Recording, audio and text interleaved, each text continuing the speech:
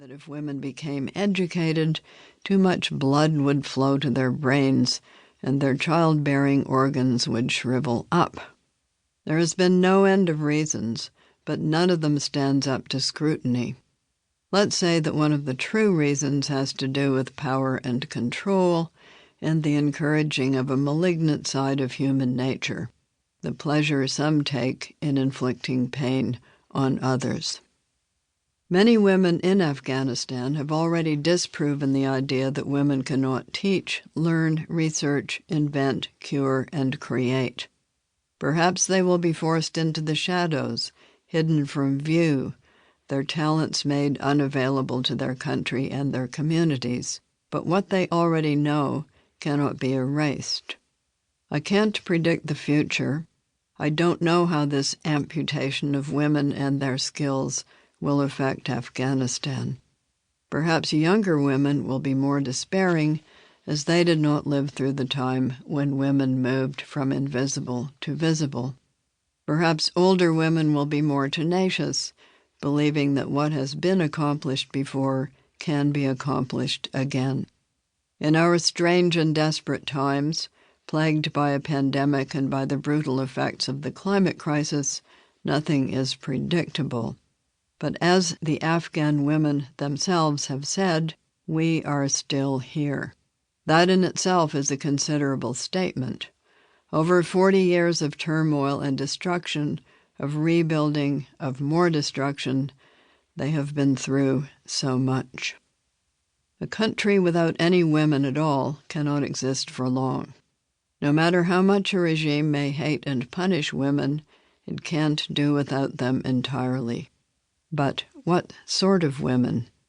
We shall see.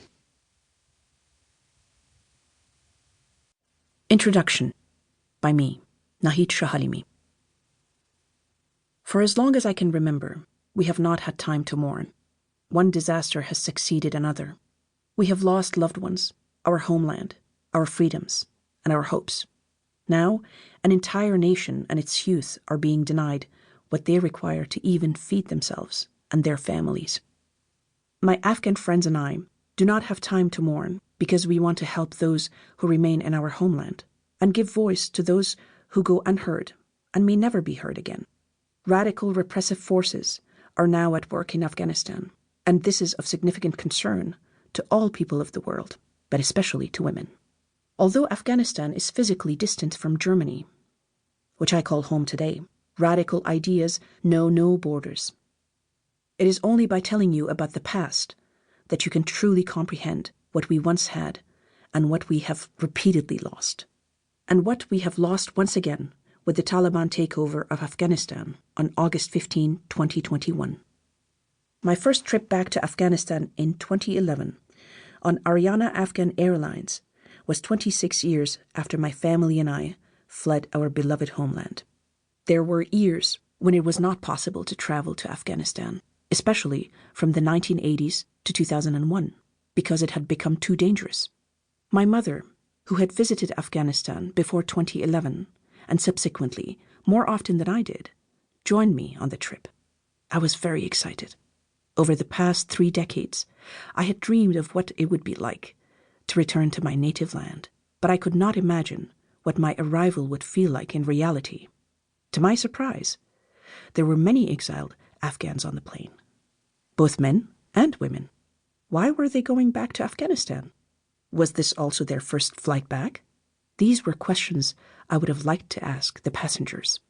My fashionably dressed Western seatmate was 25 years old, born in Germany of Afghan parents, and had just completed her master's degree.